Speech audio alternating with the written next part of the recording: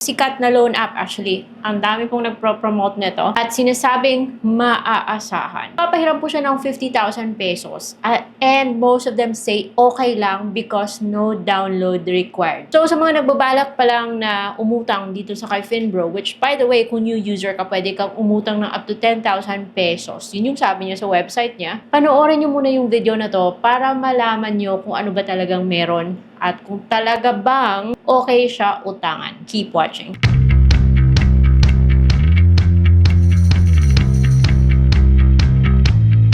Hello everyone! Welcome back to my channel. It's Ate Red here. Marami akong sasabihin. Hindi ko nga actually alam kung paano ko to sisimulan. Hindi ko na sana gagawin to kasi matagal na akong bayad dito kay Finbro. Yung last kong payment was in July. I've made so many videos about Finbro already at hindi po siya sponsored. It's based on my personal experience. And in my experience, guys, hindi po siya okay. Ate Red, napaka-nega mo naman. Hear me out, guys. Feeling ko mas okay pa nga nung time na may utang ako sa kanila kasi at least natatawagan nila ako the day lang or at least 3 days before my due date. Pero nung bayad na ako, guys, ayaw na nila akong tantanan. Tried asking nicely since yung last payment ko. Pero every day nila akong tinatawagan, kino-convince na mag-loan pa. Mag-loan ulit. Ayaw ko na nga eh. And I will tell you why later, guys. And I really hope na marinig to ni NPC at sana naman meron tayong tinatawag na do not call policy para tantanan tayo ng mga marketing nila at i-respect nila yung decision natin na hindi na tayo uutang sa loan app na to. Okay, so may mga magsasabi na napaka-nega ko. Doon muna tayo sa mga positive. Positivity, blah, blah, blah. Yes, guys, it is legit. No question about it because registered po siya sa SEC and submitting entity din siya sa CIC. So, kung good payer ka dito sa loan app na to, nakakatulong po siya sa pag-angat ng ating credit score or paganda ng ating credit history. So, you can just imagine what it's gonna be like kung hindi ka makabayad on time. Moving on, yung maganda dito kasi buo mo po siyang matatanggap. Meron kang 30 days to pay this loan up. Huwag kayo maniwala dyan sa 12 months na yan. Gimmick lang yan. Pero basta at least 30 days, hindi 7 days. Siyempre, kung first timer ka, nasa 14 days lang. Pero yung succeeding loans mo, pwede ng more than 10,000 pesos, up to 50 nga. Minsan, nagpo-promo sila up to 60,000 pesos yung pwede kung tinatawag ka nilang VIP. So, sa mga content creators na nagsasabing installment siya, hindi installment yung pagbabayad ng additional fee para ma-move yung due date mo. Gimmick rin yan, guys. Dapat kilalanin nyo tong si Finbro na to. So, wala kang dapat i-download, which is fine. At lahat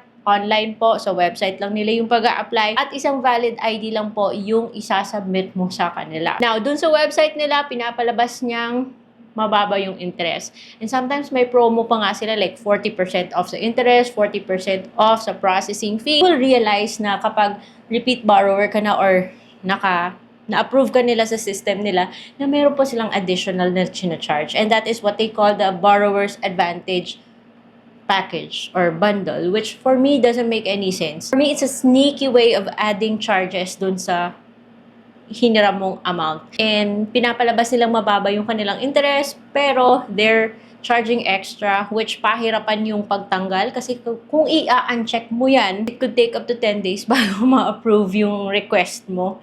And kailangan mo mag-submit ng Certificate of Employment addressed to Sophie Lending. For me, it's BS. It's a tricky way of adding more charges sa babayaran mo. Now, I wouldn't mind kung yung uutangin mo is only 1,000 pesos. But what if andun ka na sa 50,000 pesos na loan? Yung borrower's advantage package mo, kung hindi mo siya pwedeng tanggalin, 18,000 pesos. Hihiram ka ng 50,000 pesos, yung ibabalik mo after 30 days is this.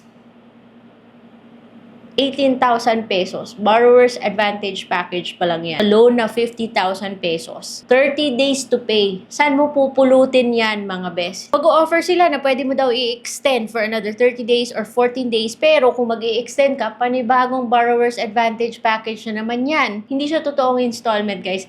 Eventually, mag-o-offer sila ng installment like they did sa akin na yung remaining amount ng loan ko sa kaka-extend ko, guys. Eventually, nag-offer sila ng installment.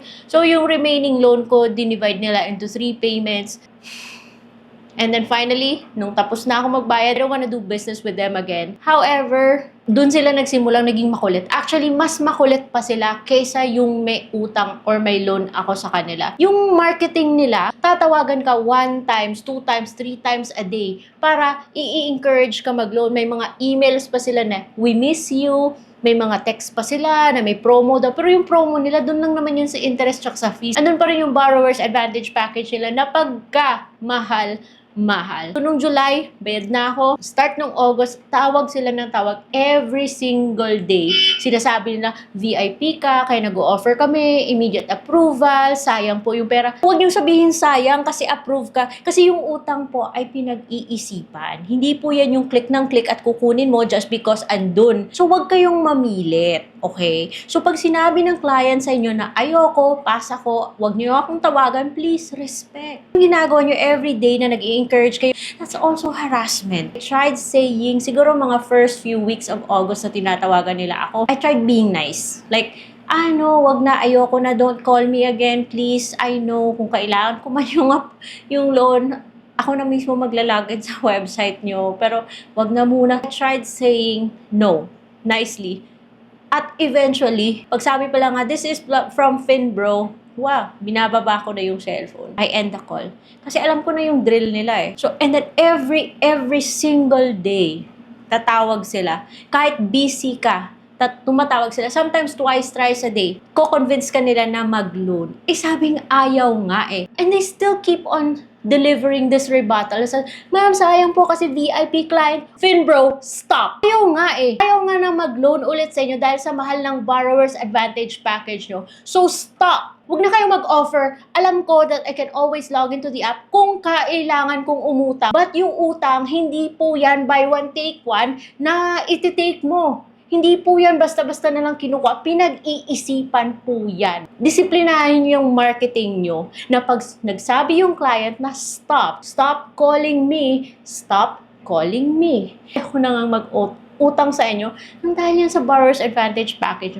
Napakamahal. If you say that I am a VIP client, then dapat i-respect nyo ko. When I say no, it's no. Alam niyo, ang kulit na talaga nila, aside from the calls, pagkatapos sila tumawag, meron silang follow-up text. Nasasabihin, as discussed. Ito po yung mga text nila. Ayoko nga eh. Don't you get it?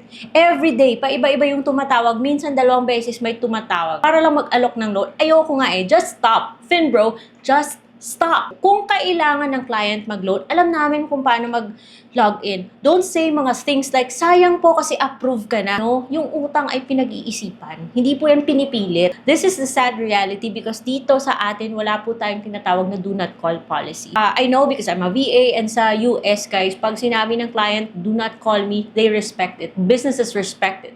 Pero dito wala tayong ganun eh. Ilang beses, every day, every time tumatawag si Finbro sa akin, nag-o-offer. Ilang beses ko sila sinasabi, please stop calling me. Please stop calling me. Please stop calling me. I tried being nice. I tried explaining to them. I'm reviewing the product. Pero wala silang respect, guys. So, kung ganun sila kakulit sa marketing nila, like they don't respect the client, how much more kung may utang ka sa kanila at hindi ka makabayad? I'm sure mas makulit sila. So guys, bago umutang dito kay Finbro, bago kayo magbigay ng mga contact information nyo, because if you do, you're just giving them away na kulitin ka. I hope may natutunan kayo sa video na to. So yun lang guys, ayokong mag-rant. Pero sometimes, these establishments just need to be called out. Sayang kasi legit kayo, rehistrado sa SEC. Pero dapat, NPC should also look into these kinds of things. Kaya disiplina po ng marketing nyo.